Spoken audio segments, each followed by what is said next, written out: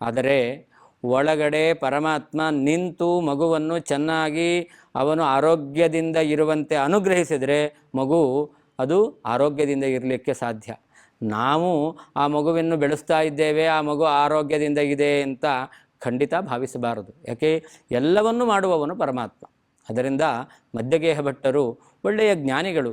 ಭಗವಂತನ ಅನುಗ್ರಹದಿಂದಲೇ ಎಲ್ಲವೂ ನಡೆಯೋದು ಎಂಬತಕ್ಕಂತಹ ಆ ಜ್ಞಾನ ಅವರಿಗೆ ಚೆನ್ನಾಗಿ ಇದೆ. ಅದರಿಂದಾಗಿ ಆ ಭಗವಂತನಲ್ಲಿ ಎಲ್ಲ ವಿಧವಾದಂತಹ ಅನಿಷ್ಟವನ್ನು ಪರಿಹಾರ ಮಾಡಿ ಇದಕ್ಕೆ ಅಭೀಷ್ಟವನ್ನು ನೆರವೇರಿಸಬೇಕು, ಇಷ್ಟಾರ್ಥವನ್ನು ಕೊಡಬೇಕು ಅಂತ ಭಗವಂತನಲ್ಲಿ ಪ್ರಾರ್ಥನೆ ಮಾಡಿದ್ದಾರಂತೆ.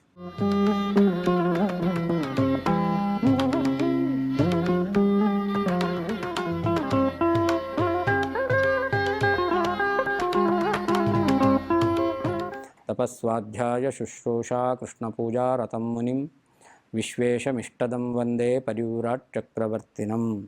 ಶ್ರೀ ಗುರುಭ್ಯೋ ನಮಃ.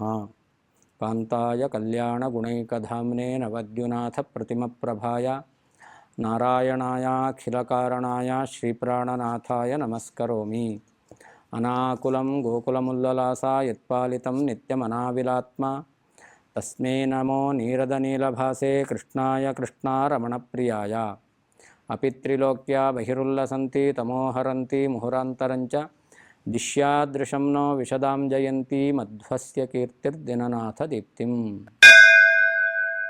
ವಾಸುದೇವ ಎಂಬುವ ಹೆಸರಿನಲ್ಲಿ ಮಧ್ಯಗೇಹ ಭಟ್ಟರ ಮಗನಾಗಿ ವಾಯುದೇವರು ಭೂಮಿಯಲ್ಲಿ ಅವತಾರ ಮಾಡಿದ್ದಾರೆ ಅಂತ ಹಿಂದೆ ಮನನ ಮಾಡಿದ್ದೆವು. ಮಗುವಿಗೆ ನಾಮಕರಣ ಆಯಿತು. ಅನಂತರದಲ್ಲಿ ಬಹಿರ್ನಿಷ್ಕ್ರಮಣ ಎಂಬತಕ್ಕಂತಹ ಒಂದು ಸಂಸ್ಕಾರವನ್ನು ಮಾಡಿದ್ದಾರೆ. ಅನಂತೇಶ್ವರನ ಸನ್ನಿಧಾನಕ್ಕೆ ಆ ಮಗುವನ್ನು ಕರ್ಕೊಂಡು ಬಂದು ಆ ಪರಮಾತ್ಮನಿಗೆ ಅರ್ಪಣೆ ಮಾಡಿ ಆ ಮಗುವನ ಕ್ಷೇಮ ಅದನ್ನು ಅವರು ಪ್ರಾರ್ಥನೆ ಮಾಡಿದ್ದಾರಂತೆ. ನತ್ವಾ ಹರಿಂ ರಜತಪೀಠ ಪುರಾಧಿವಾಸಂ ಬಾಲಸ್ಯ ಸಂಪದಂ ಅನಾಪದಮರ್ಥಯಿತ್ವಾ ಸಾಕಂ ಸುತೇನ ಪರಿವಾರ ಜನಾನ್ವಿತೋಸೌ ಪ್ರಾಯಾನ್ ನಿಶೀಥ ಸಮಯೇ ನಿಜಮೇವ ಧಾಮ. ಅನಂತೇಶ್ವರನ ಸನ್ನಿಧಾನದಲ್ಲಿ ಅವರು ಮಗುವಿಗೆ ಎಲ್ಲ ವಿಧವಾಗಿರ್ತಕ್ಕಂತಹ ಸಂಪತ್ತನ್ನು ಅಂದರೆ ಏಳಿಗೆಯನ್ನು, ಶ್ರೇಯಸ್ಸನ್ನು ಪ್ರಾರ್ಥನೆ ಮಾಡಿದ್ದಾರೆ. ಹಾಗೆ ಅನಾಪದಂ ಎಲ್ಲ ಆಪತ್ತುಗಳು, ಬಾಲಾರಿಷ್ಟ ಅಂತ ನಾವು ಹೇಳ್ತೇವೆ. ಮಗುವಿಗೆ ಬಾಲ್ಯಾವಸ್ಥೆಯಲ್ಲಿ ಬರತಕ್ಕಂತಹ ಅನೇಕ ವಿಧವಾಗಿರ್ತಕ್ಕಂತಹ ತೊಂದರೆಗಳು, ಅನಿಷ್ಟಗಳು, ಅದೆಲ್ಲವನ್ನೂ ಕೂಡ ದೂರ ಮಾಡಿ ಈ ಭಗವಂತ ಈ ಮಗುವನ್ನು ಚೆನ್ನಾಗಿ ರಕ್ಷಣೆ ಮಾಡಲಿ ಅಂತ ಪ್ರಾರ್ಥನೆ ಮಾಡಿದ್ದಾರಂತೆ. ನಾವೆಲ್ಲ ಅಂದ್ಕೊಂಡಿರ್ತೇವೆ ಮಗುವನ್ನು ನಾವು ಚೆನ್ನಾಗಿ ಸಾಕ್ತಾ ಇದ್ದೇವೆ ಅಂತ. ಆದರೆ ಒಳಗಡೆ ಪರಮಾತ್ಮ ನಿಂತು ಮಗುವನ್ನು ಚೆನ್ನಾಗಿ ಅವನು ಆರೋಗ್ಯದಿಂದ ಇರುವಂತೆ ಅನುಗ್ರಹಿಸಿದರೆ ಮಗು ಅದು ಆರೋಗ್ಯದಿಂದ ಇರಲಿಕ್ಕೆ ಸಾಧ್ಯ. ನಾವು ಆ ಮಗುವನ್ನು ಬೆಳೆಸ್ತಾ ಇದ್ದೇವೆ, ಆ ಮಗು ಆರೋಗ್ಯದಿಂದ ಇದೆ ಅಂತ ಖಂಡಿತ ಭಾವಿಸಬಾರದು. ಯಾಕೆ, ಎಲ್ಲವನ್ನೂ ಮಾಡುವವನು ಪರಮಾತ್ಮ. ಅದರಿಂದ ಮಧ್ಯಗೇಹ ಭಟ್ಟರು ಒಳ್ಳೆಯ ಜ್ಞಾನಿಗಳು. ಭಗವಂತನ ಅನುಗ್ರಹದಿಂದಲೇ ಎಲ್ಲವೂ ನಡೆಯೋದು ಎಂಬತಕ್ಕಂತಹ ಆ ಜ್ಞಾನ ಅವರಿಗೆ ಚೆನ್ನಾಗಿ ಇದೆ. ಅದರಿಂದಾಗಿ ಆ ಭಗವಂತನಲ್ಲಿ ಎಲ್ಲ ವಿಧವಾದಂತಹ ಅನಿಷ್ಟವನ್ನು ಪರಿಹಾರ ಮಾಡಿ ಇದಕ್ಕೆ ಅಭೀಷ್ಟವನ್ನು ನೆರವೇರಿಸಬೇಕು, ಇಷ್ಟಾರ್ಥವನ್ನು ಕೊಡಬೇಕು ಅಂತ ಭಗವಂತನಲ್ಲಿ ಪ್ರಾರ್ಥನೆ ಮಾಡಿದ್ದಾರಂತೆ. ಪ್ರಾರ್ಥನೆ ಮಾಡಿ ಆಮೇಲೆ ಪುನಃ ಪಾಜಕಕ್ಕೆ ಹೋಗಬೇಕು. ಆದರೆ ಉಡುಪಿಗೆ ಬಂದಾಗ ಅವರಿಗೆ ಏನು ಕೆಲಸ ಇತ್ತೋ ಅಂತೂ ರಾತ್ರಿ ಆಗೋದ್ರೊಳಗಡೆ ಪಾಜಕ ಕ್ಷೇತ್ರವನ್ನು ಸೇರಲಿಕ್ಕೆ ಅವರಿಗೆ ಆಗಲಿಲ್ಲ. ರಾತ್ರಿ ಆದ ಮೇಲೆ ಮತ್ತೆ ಬೆಳಗ್ಗೆ ತನಕ ಯಾಕೆ ಕಾಯಬೇಕು, ರಾತ್ರಿಯೇ ಪಾಜಕ ಕ್ಷೇತ್ರವನ್ನು ಹೋಗಿ ಮನೆಯನ್ನು ಹೋಗಿ ಸೇರೋಣ, ನಾಳೆಯ ಆಹ್ನಿಕಾದಿಗಳಿಗೆ ಅನುಕೂಲವಾಗುತ್ತೆ ಅಂತ ಅವರು ರಾತ್ರಿಯೇ ಹೊರಟಿದ್ದಾರಂತೆ. ಪ್ರಾಯಾನ್ ನಿಶೀಥ ಸಮಯೇ ನಿಜಮೇವ ಧಾಮ ಅಂತ. ರಾತ್ರಿಯ ಸಮಯದಲ್ಲಿ, ಅದು ಕೂಡ ನಿಶೀಥ ಅಂತಂದರೆ ಮಧ್ಯರಾತ್ರಿ, ಆ ಸಮಯದಲ್ಲಿ ಅವರು ಆ ಉಡುಪಿಯಿಂದ ಹೊರಟಿದ್ದಾರಂತೆ. ಹೀಗೆ ದಾರಿಯಲ್ಲಿ ನಡೆದುಕೊಂಡು ಹೋಗುತ್ತಾ ಇದ್ದಾರೆ. ಆಗಿನ ಕಾಲ ನಡೆದೇ ಹೋಗಬೇಕು.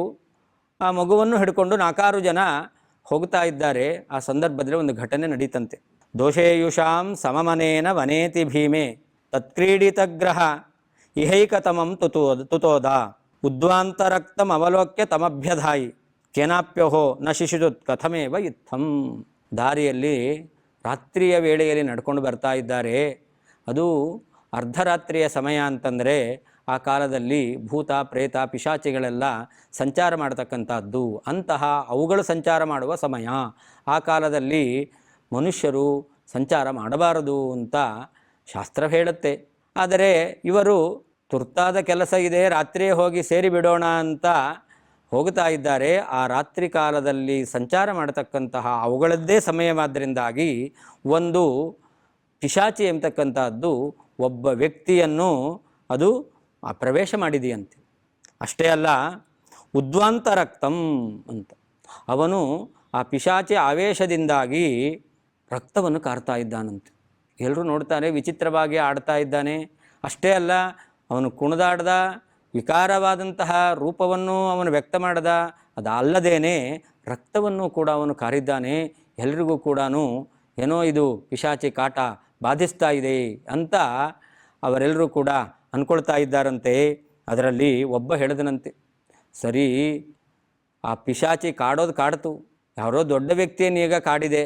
ಆದರೆ ಪಾಪ ಈ ಸಣ್ಣ ಮಗು, ಈ ಮಗುವನ್ನೇನಾದರೂ ಕಾಡಿದರೆ ನಮ್ಮ ಅವಸ್ಥೆ ಏನು ಅಂತ ಆ ಮಗುವಿಗೆ ಈ ಪಿಶಾಚಿ ಕಾಣಲಿಲ್ವಲ್ಲ, ಈ ಪಿಶಾಚಿಯು ಮಗುವನ್ನು ಅದು ಪೀಡಿಸ್ಲಿಲ್ವಲ್ಲ ಅಂತ ಅವನು ಮಾತಾಡ್ತಾ ಇದ್ದಾನಂತೆ.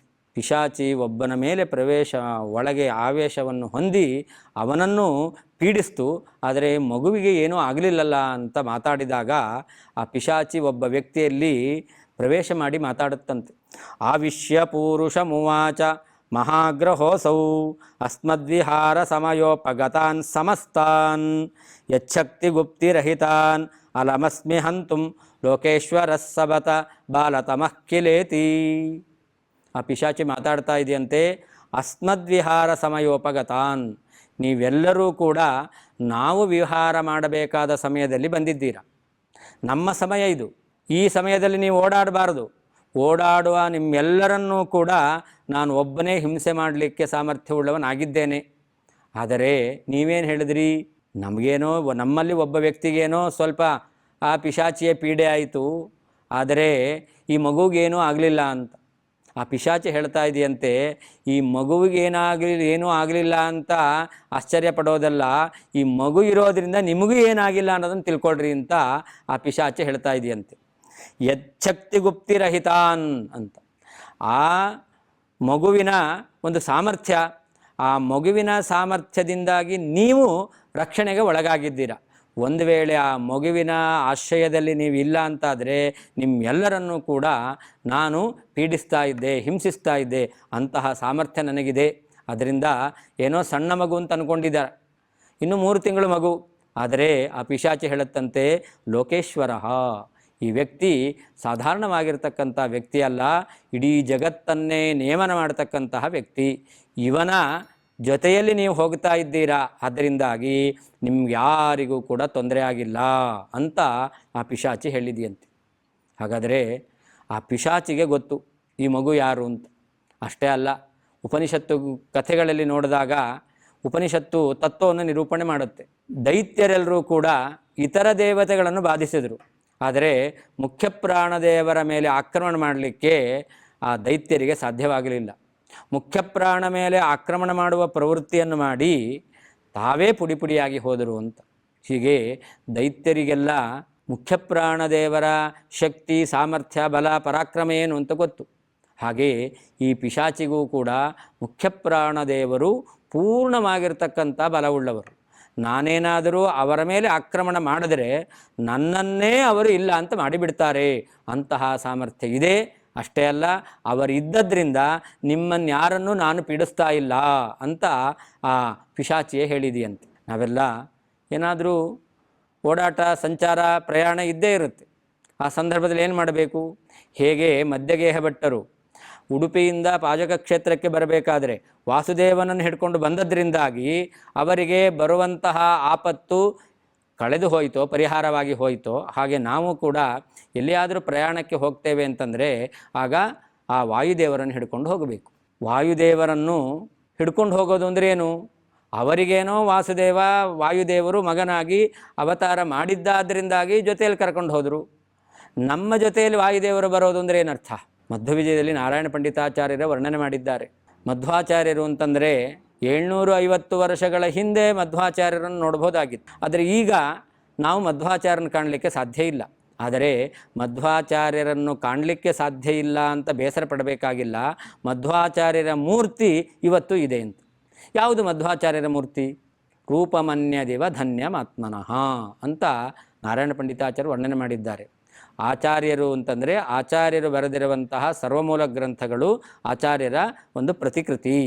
ಹಾಗಾದರೆ ವಾಸುದೇವನನ್ನು ಹಿಡಿದುಕೊಂಡು ಹೋದಂತಹ ಮಧ್ಯಗೇಹ ಭಟ್ಟರಿಗೆ ದಾರಿಯಲ್ಲಿ ಯಾವ ರೀತಿಯಾದ ತೊಂದರೆಯೂ ಬರಲಿಲ್ಲ ಅಂತ ನಾವು ಮನಗಾಣ್ತೇವೆ. ಹಾಗೆ ನಮ್ಮ ಪ್ರಯಾಣದಲ್ಲಿಯೂ ಕೂಡ ತೊಂದರೆ ಬರಬಾರದು ಅಂತಾದರೆ ಮಧ್ವಾಚಾರ್ಯರನ್ನು, ವಾಸುದೇವನನ್ನು, ಅರ್ಥಾತ್ ವಾಸುದೇವ ಆನಂದ ತೀರ್ಥರಾಗಿ ಏನು 37 ಸರ್ವಮೂಲ ಗ್ರಂಥಗಳು ಅಂತ ಬರೆದಿದ್ದಾರೆ, ಆ ಆಚಾರ್ಯರ ಗ್ರಂಥಗಳನ್ನು ಹಿಡಿದುಕೊಂಡು ನಾವು ಪ್ರಯಾಣ ಮಾಡ್ತೇವೆ ಅಂತಂದರೆ ನಮ್ಮ ಯಾತ್ರೆಯೂ ಕೂಡ ನಿರ್ವಿಘ್ನವಾಗಿ ಅದು ಸಮಾಪ್ತಿಯಾಗುತ್ತೆ.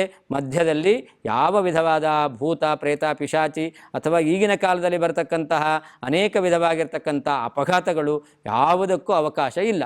ಆದ್ದರಿಂದ ನಾವು ಪ್ರಯಾಣ ಕಾಲದಲ್ಲಿ ಆ ಮುಖ್ಯ ಪ್ರಾಣನನ್ನು ವಿಶೇಷವಾಗಿ ಸ್ಮರಣೆ ಮಾಡಬೇಕು ಎಂಬತಕ್ಕಂಥ ಸಂದೇಶವನ್ನು ಕೂಡ ಈ ಸಂದರ್ಭದಲ್ಲಿ ನೀಡಿದ್ದಾರೆ. ಯಾತ್ರಾ ಕಾಲೇ ಚ ಯಃ ಪಠೇತ್ ನ ಭಯಂ ವಿದ್ಯತೆ ತಸ್ಯ ಸರ್ವತ್ರ ವಿಜಯೀ ಭವೇತ್ ಎಂಬುದಾಗಿ ವಾಯುದೇವರ 3 ಅವತಾರಗಳ ನಾಮಗಳನ್ನು ಸ್ಮರಣೆ ಮಾಡಬೇಕಾದ್ರೆ ಹೇಳಿದ್ದಾರೆ. ಯಾತ್ರಾ ಕಾಲೇ ಚ ಯಃ ಪಠೇತ್ ಅಂತ.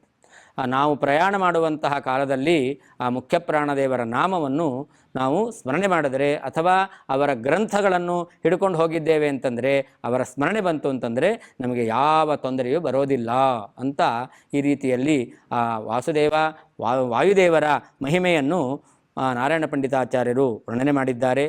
ಹಾಗೆ ಒಂದು ಬಾರಿ ತಾಯಿ ವೇದವತಿ ಅವಳು ಏನೋ ಕೆಲಸಕ್ಕೆ ಹೋಗಬೇಕು ಅಂತ ಹೇಳಿ ಆ ಮಗುವಿಗೆ ಅವಳು ಹಾಲುಣಿಸಿ ಆ ಮಗುವನ್ನು ಈ ವಾಸುದೇವ ಮಧ್ಯಗೇಹ ಭಟ್ಟರಿಗೆ ಮಗನಾಗಿ ಹುಟ್ಟಕ್ಕಿಂತ ಮೊದಲು ಒಬ್ಬ ಹೆಣ್ಣುಮಗಳಿದ್ದರು ಮಧ್ಯಗೇಹ ಭಟ್ಟರಿಗೆ. ಆ ವೇದವತಿ ಮಧ್ಯಗೇಹ ಭಟ್ಟರ ಪತ್ನಿ ಆ ಹೆಣ್ಣುಮಗಳ ಮೇಲೆ ಈ ಮಗುವಿನ ಜವಾಬ್ದಾರಿಯನ್ನು ಇಟ್ಟು ಅವಳು ತನ್ನ ಕೆಲಸ ಇದೆ ಅಂತ ಹೋಗಿದ್ದಾಳಂತೆ. ಆಗ ಏನಾಯಿತು ಅಂತ ವರ್ಣನೆ ಮಾಡ್ತಾರೆ. ಸ್ತನ್ಯೇನ ಬಾಲ ಮನುತೋಷ್ಯ ಮುಹುಸ್ವಧಾಮ್ನೋ ಮಾತಾಕದಾಚನ ಯಯೌ ವಿರಹಾಸಹಾಪಿ ವಿಶ್ವಸ್ಯ ವಿಶ್ವಪರಿಪಾಲಕಪಾಲನಾಯ ಕನ್ಯಾಂ ನಿಜಾಮನುಗುಣಾಂ ಕಿಲ ಭೀರುರೇಶ. ವಾಯುದೇವರು ವಾಸುದೇವನಾಗಿ ಅವತಾರ ಮಾಡಿದ್ದಾರೆ. ಇವರು ಯಾರು?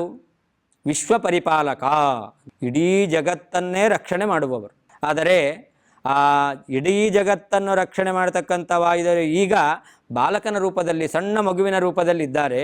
ಆದ್ದರಿಂದ ಅವನಿಗೊಬ್ಬ ರಕ್ಷಕ ಬೇಕು, ರಕ್ಷಣೆ ಮಾಡುವವರು ಬೇಕು ಎಂಬುದಾಗಿ ಆ ವಾಸುದೇವನ ಸಹೋದರಿಯನ್ನು ರಕ್ಷಣೆ ಮಾಡಲಿಕ್ಕೆ ಬಿಟ್ಟು ಆ ತಾಯಿ ಕೆಲಸ ಇದೆ ಅಂತ ಅವಳು ಹೊರಗೆ ಹೋಗಿದ್ದಾಳಂತೆ. ಮಗು ಸ್ವಲ್ಪ ಹೊತ್ತು ಅದು ಆಟ ಆಡಿದ ಹಾಗೆ ನಟನೆಯನ್ನು ಮಾಡಿದೆ. ಅದಾದ ಮೇಲೆ ಮಗು ಅಳ್ಳಿಕ್ಕೆ ಪ್ರಾರಂಭ ಮಾಡಿದೆಯಂತೆ. ವರ್ಣನೆ ಮಾಡ್ತಾರೆ.